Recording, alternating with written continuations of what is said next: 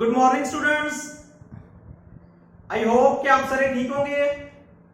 तो बेटे लास्ट जो टॉपिक हमने किया था पैरेलल प्लेट कैपेसिटर, आज हम उसी से रिलेटेड कुछ और टॉपिक करेंगे।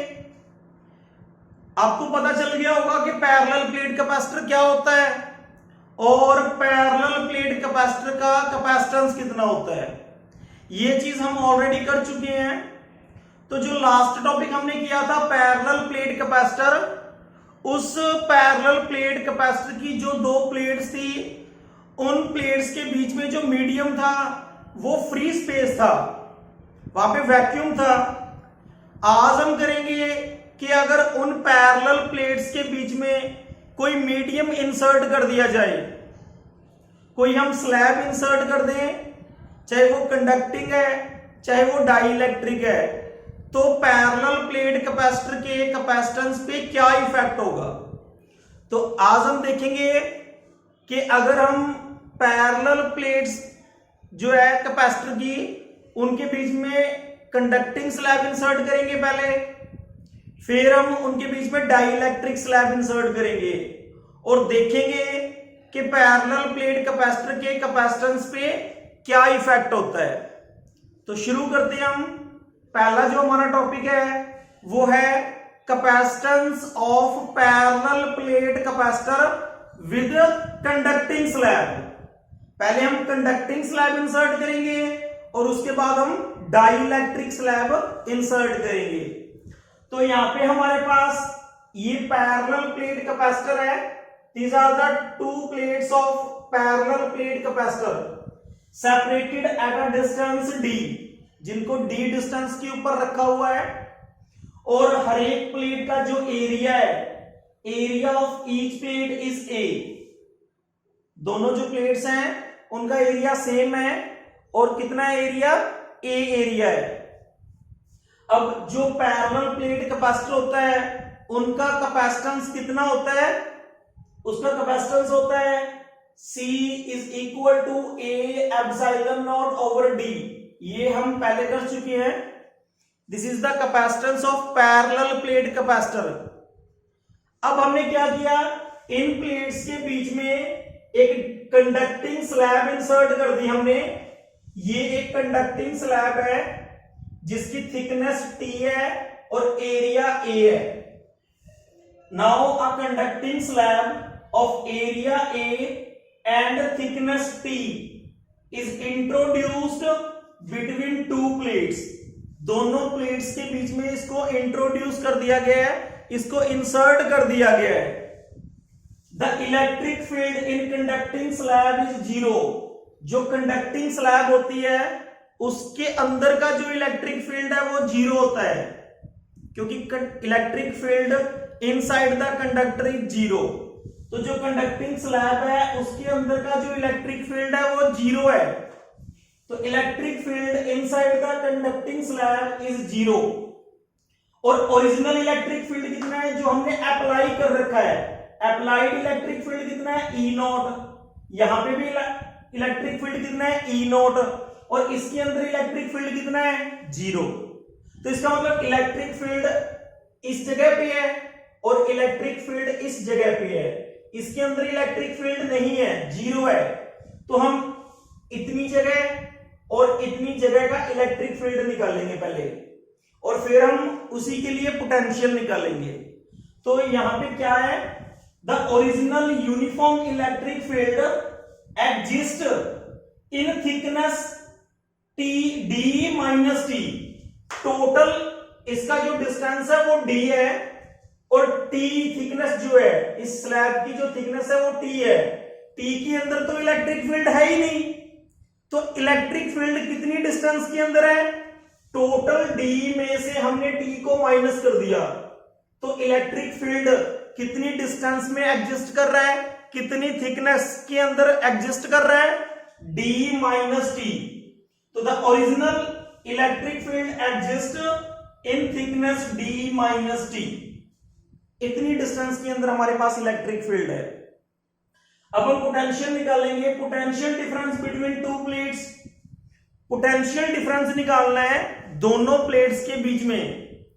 तो पोटेंशियल डिफरेंस के लिए एक फॉर्मूला होता है हम ऑलरेडी कर चुके हैं वो, you know V is equal to E into D, ये फॉर्मूला हम कर चुके हैं पहले। तो पोटेंशियल निकालना है हमने, पोटेंशियल के लिए E कितना है, E नॉट है, और कितनी डिस्टेंस में एग्जिस्ट करता है electric field, D minus T, तो D की जगह क्या आ जाएगा, D माइनस टी। तो पोटेंशियल डिफरेंस हमारे पास कितना हो गया, V is equal to E not electric field applied, और डिस्टेंस कितनी है, थिकनेस कितनी है जिसके अंदर इलेक्ट्रिक फील्ड एग्जिस्ट कर रहा है, that is D minus T. तो ये आ गया हमारे पास potential difference. E not is equal to होता है sigma over epsilon not, electric field intensity due to thick sheet of charge. तो वो वाला कंसेप्ट लगाया यहां पे, E नॉट की वैल्यू हमने पुट कर दी sigma by epsilon not. Sigma होता है surface charge density, surface charge density क्या होती है, चार्ज अपॉन एरिया, तो सिग्मा की जगह हमने लिख दिया चार्ज अपॉन एरिया, इनटू में क्या पड़ा था, एप्सिलॉन नॉट, और इसके साथ क्या है, D माइनस टी। इसके बाद हमने देखा, हमारा काम है कैपेसिटेंस फाइंड आउट करना, और कैपेसिटेंस क्या होता है, कैपेसिटेंस होता है ratio of charge per unit potential. तो C is equal to Q over V, Q तो ऊपर Q रख लिया हमने, नीचे V की वैल्यू पुट कर दी, V की वैल्यू ये पड़ी, यहां पुट कर दी हमने, जैसे पुट किया Q के साथ Q कैंसिल हो गया, हमारे पास C की वैल्यू आ गई A epsilon not over D minus T. ये हमारी इक्वेशन नंबर 1 थी। ये तब था जब कोई मीडियम नहीं है प्लेट्स के बीच में, ये वैल्यू तब आई है जब कंडक्टिंग स्लैब इंसर्ट कर दी। तो इन दोनों में क्या फर्क है, देखो यहाँ पे डिनोमिनेटर है D और यहाँ पे डिनोमिनेटर है D माइनस टी, इसका मतलब D में से समथिंग माइनस हो रहा है, D में से समथिंग डिक्रीज हो रहा है। तो अगर डिनोमिनेटर डिक्रीज होता है तो उसका रिजल्ट जो है हमेशा इंक्रीज हो जाता है। तो अगर हम 1 और 2 को कंपेयर करें तो from 1 and 2 C is greater than C not. तो इसका मतलब क्या है कि जैसे ही हमने प्लेट्स के बीच में कंडक्टिंग स्लैब इंसर्ट की तो पैरेलल प्लेट कैपेसिटर का जो कैपेसिटेंस है वो इंक्रीज हो गया। तो on introducing conducting slab capacitance of parallel plate capacitor increases. तो जैसे ही आप कंडक्टिंग स्लैब इंसर्ट करोगे पैरेलल प्लेट कैपेसिटर की प्लेट्स के बीच में, तो पैरेलल प्लेट कैपेसिटर का जो कैपेसिटेंस है वो इंक्रीज हो जाएगा। तो पहले हमने किया विद कंडक्टिंग स्लैब, अब हम करते हैं विद डाइइलेक्ट्रिक स्लैब। अगर हम ये पैरेलल प्लेट कैपेसिटर है और इसके बीच में हमने डाइइलेक्ट्रिक स्लैब इंसर्ट कर दी, तो यहां पे हमें पता है कि अगर कोई मीडियम ना हो, अगर प्लेट्स के बीच में कोई मीडियम नहीं होता तो उसका कैपेसिटेंस होता है C not is equal to A epsilon not over D। अब हमने क्या किया, दोनों प्लेट्स के बीच में एक डाइइलेक्ट्रिक स्लैब इंसर्ट कर दी, और डाइइलेक्ट्रिक स्लैब बेटे वो स्लैब होती है जिसके इनसाइड भी इलेक्ट्रिक फील्ड एग्जिस्ट करता है। तो देखो ये दो प्लेट्स थी, एक प्लेट ये है एक प्लेट ये है, इसको हमने पॉजिटिव चार्ज दिया तो इसके ऊपर नेगेटिव चार्ज आ गया। जैसे ही हमने इसके अंदर डाइइलेक्ट्रिक स्लैब इंसर्ट की तो जो डाइइलेक्ट्रिक स्लैब का ये एंड है इसके ऊपर नेगेटिव चार्ज आ गया क्योंकि इसके नजदीक पॉजिटिव पड़ा था, और इसके ऊपर कौन सा चार्ज आ गया, पॉजिटिव चार्ज आ गया। अब आप लोगों को भी पता है कि जो इलेक्ट्रिक फील्ड लाइंस होती हैं वो मूव करती है फ्रॉम पॉजिटिव टू नेगेटिव। तो इस पॉजिटिव से इस नेगेटिव की ओर इलेक्ट्रिक फील्ड लाइन जा रही है with applied electric field E not, और ये कंडक्टिंग स्लैब है, इसके अंदर भी चार्ज पॉजिटिव और नेगेटिव प्रोड्यूस हो गए, तो इसके अंदर भी इलेक्ट्रिक फील्ड प्रोड्यूस होगा, और इलेक्ट्रिक फील्ड लाइंस मूव कर रही है फ्रॉम पॉजिटिव टू नेगेटिव। ये तो हमारा अप्लाइड इलेक्ट्रिक फील्ड है और ये इंड्यूस्ड इलेक्ट्रिक फील्ड हो गया हमारे पास। जैसे ही हमने डाइलेक्ट्रिक स्लैब इंसर्ट की तो डाइलेक्ट्रिक स्लैब के अंदर भी इलेक्ट्रिक फील्ड इंड्यूस हो गया, कितना, ईपी। अब अप्लाइड तो था ई नॉट और इंड्यूस्ड हो गया हमारे पास ईपी। तो डाइलेक्ट्रिक स्लैब के अंदर नेट इलेक्ट्रिक फील्ड कितना होगा? देखो दोनों ऑपोजिट चल रहे हैं, ई नॉट की डायरेक्शन ये है और ईपी की डायरेक्शन इस साइड है। ई नॉट और ईपी जो है वो दोनों एक दूसरे से ऑपोजिट चल रहे हैं, तो net electric field inside the dielectric slab, net effective electric field inside the slab is E, और ई की वैल्यू कितनी होगी, ई नॉट माइनस ईपी, क्योंकि दोनों ऑपोजिट डायरेक्शन के अंदर थे। तो inside the slab electric field इतना है, ई नॉट माइनस ईपी। और ये जो खाली स्पेस पड़ी है, ये वाली खाली स्पेस और ये वाली खाली स्पेस, इसके अंदर इलेक्ट्रिक फील्ड कितना है, E not, and E not is only outside the slab. और ई नॉट जो इलेक्ट्रिक फील्ड है वो आउटसाइड द स्लैब है, यानी कि इस गैप के अंदर और इस गैप के अंदर इलेक्ट्रिक फील्ड ई नॉट है और स्लैब के अंदर electric field E not minus EP है।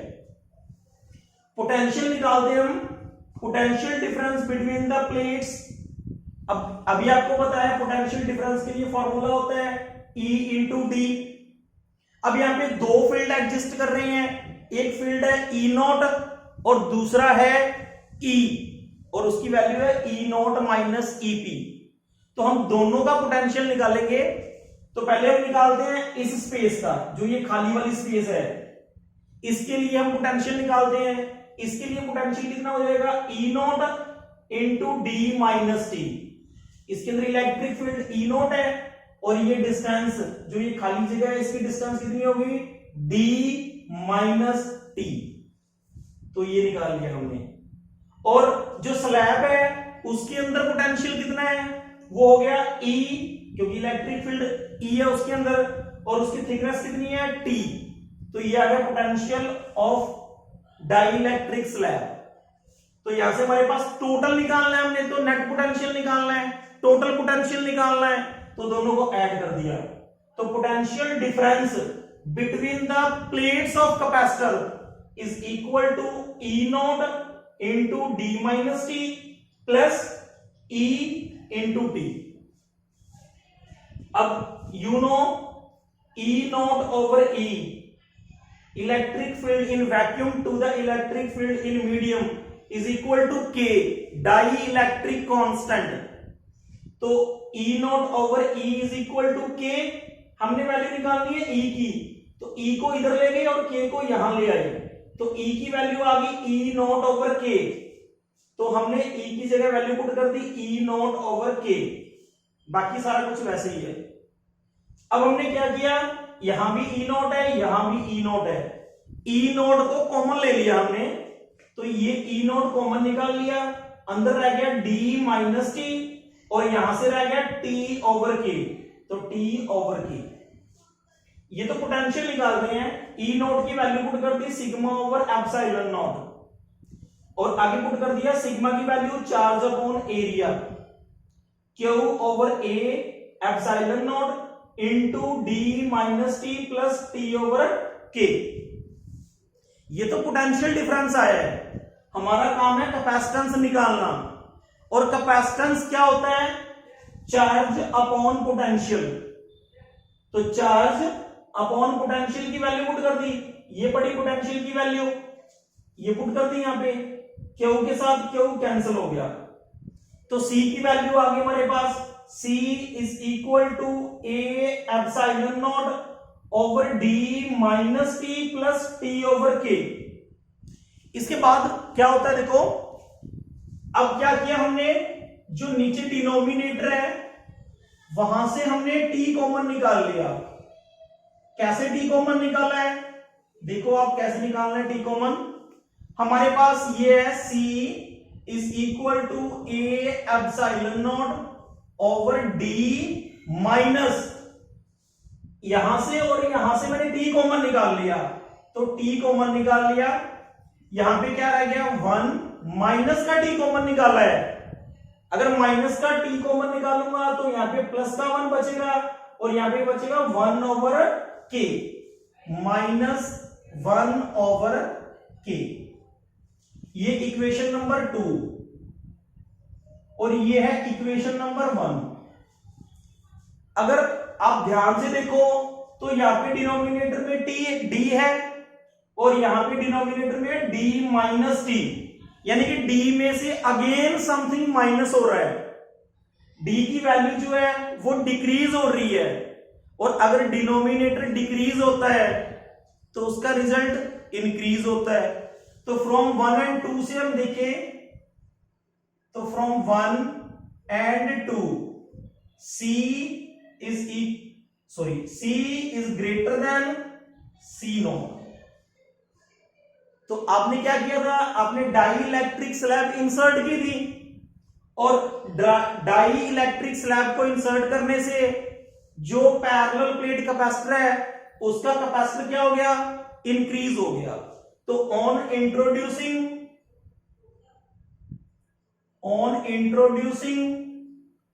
Die electric slab, capacitance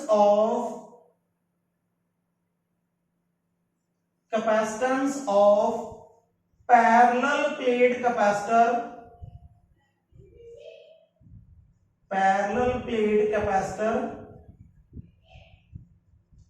increases।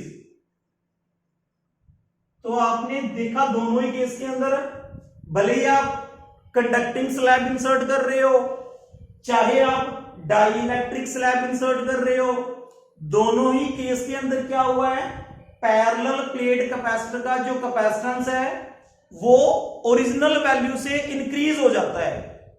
तो यहां से हम कह सकते हैं कि आइदर आप कंडक्टिंग स्लैब इंसर्ट करो और आप डाई इलेक्ट्रिक स्लैब इंसर्ट करो, the capacitance of parallel plate capacitor increases. तो यहां से हमने ये देख लिया कि अगर इनके बीच में मीडियम इंसर्ट कर दें, हम पैरेलल प्लेट कैपेसिटर के बीच में अगर कोई मीडियम इंसर्ट कर दें तो पैरेलल प्लेट कैपेसिटर का जो कैपेसिटेंस है वो इंक्रीज हो जाता है। तो आज जो हमने दोनों टॉपिक किए हैं, ये capacitance of parallel plate capacitor with conducting slab and with dielectric slab, दोनों ही केस के अंदर कैपेसिटेंस इंक्रीज हुआ है। और आई होप आप लोगों को ये दोनों टॉपिक अच्छे से समझ में आ गए होंगे। ये टॉपिक काफी इंपॉर्टेंट भी है according to the examination view. तो आप लोगों ने अच्छे से करने हैं, ध्यान से करना है इनको। अगर इससे रिलेटेड आपका कोई क्वेश्चन हो, अगर आपको कोई प्रॉब्लम हो तो आप मेरे से क्वेश्चन पूछ सकते हैं। Thank you.